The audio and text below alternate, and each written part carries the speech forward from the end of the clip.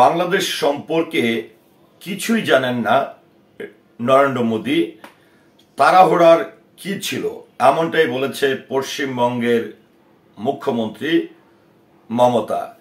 তো বাংলাদেশ সম্পর্কে কিছুই জানেন না, এই বিষয়টি নিয়ে মমতা কি বলেছেন, এবং যেটি আমরা দেখেছি যে গত 5ই আগস্টের পর বাংলাদেশের সঙ্গে ভারতে টানাপোড়েন যাচ্ছে, এমনকি বলাই হচ্ছে সাবেক ক্ষমতাচ্যুত প্রধানমন্ত্রী শেখ হাসিনাকে নরেন্দ্র মোদীর পৃষ্ঠপোষকতায় তাকে আসলে এখনো পর্যন্ত ভারতে আশ্রয় দেওয়া হয়েছে।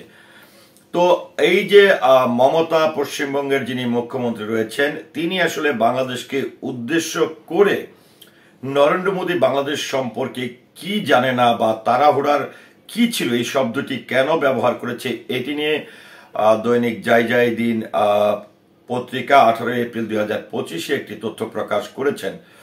তো এটি আসলে বাংলাদেশের কোনো বিষয় নয়, তবে বাংলাদেশের অভ্যন্তরীণ সার্বভৌমত্ব নিয়ে কিন্তু কথা বলেছেন মমতা। তো চলুন একটু জেনে নেই বিস্তারিত। সংশোধিত ওয়াকফ বিল পাস নিয়ে উত্তপ্ত এখন গোটা ভারত। মুসলমানের বিরুদ্ধে মোদী সরকারের অধীনে পাশ হওয়া এই আইনে উত্তপ্ত পরিস্থিতি বিরাজ করছে বাংলাদেশেও। এ অবস্থায় ওয়াকফ ইস্যুতে বাংলাদেশের উত্তপ্ত পরিস্থিতির উদাহরণ টেনে ভারতের প্রধানমন্ত্রী নরেন্দ্র মোদীর তীব্র সমালোচনা করেছেন পশ্চিমবঙ্গ রাজ্যের মুখ্যমন্ত্রী মমতা বন্দ্যোপাধ্যায়। সেই সঙ্গে মুসলিমদের ধৈর্য ধারণ এবং ভারতের কেন্দ্রীয় স্বরাষ্ট্রমন্ত্রী অমিত শাহকে নিয়ন্ত্রণ করতে মোদীর প্রতি আহ্বান জানিয়েছেন তিনি। বুধবার নেতাজি ইন্ডোর স্টেডিয়ামে ইমাম মুয়াজ্জিমের সম্মেলনের বক্তৃতা অনেকটা অংশ জুড়েই মমতা বন্দ্যোপাধ্যায় নিশানায় ছিলেন অমিত শাহ। সংশোধিত ওয়াকফ আইন নিয়ে বিভিন্ন জায়গায় অশান্তি ঘটনাতে শাহকে দায়ী করেছেন তিনি। অর্থাৎ এই যে ভারতে বিভিন্ন জায়গায় একটি বিশৃঙ্খলা পরিস্থিতি তৈরি হয়েছে, এটির জন্য অমিত শাহকে দায়ী করেছেন মমতা। সেই সঙ্গে প্রযুক্তিকে ব্যবহার করে ভুয়া খবর ছড়ানো এবং বিএসএফ এর ভূমিকা নিয়ে অভিযোগ তুলেছেন মুখ্যমন্ত্রী। মমতার আক্রমণ থেকে এতদিন বাঁচতে পারেননি প্রধানমন্ত্রী মোদী।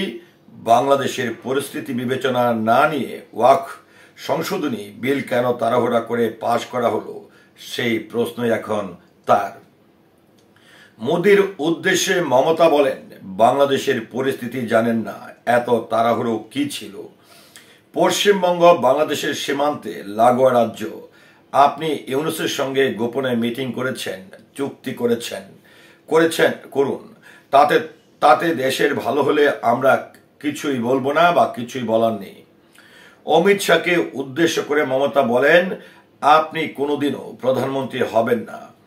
মোদীজির প্রধানমন্ত্রিত্ব গেলে আপনার কি হবে? আপনাকে তো হামাগুড়ি দিতে হবে।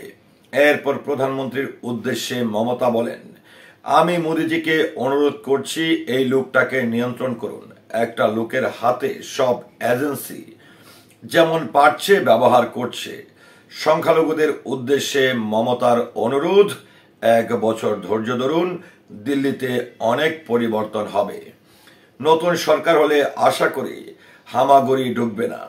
তো এই যে আসলে মমতা বন্দ্যোপাধ্যায় আসলে বাংলাদেশের সংখ্যালঘু, ভারতের অস্থিতিশীল পরিবেশ নিয়ে নরেন্দ্র মোদী এবং অমিত শাহকে উদ্দেশ্য করে আসলে তিনি যে বক্তব্যটি দিয়েছেন, এটি নিয়ে আপনার মতামতকে আশা করছি কমেন্টের মাধ্যমে জানাবেন। সেই সাথে পুরো ভিডিওটির সঙ্গে থাকার জন্য অসংখ্য ধন্যবাদ। আসসালামু আলাইকুম।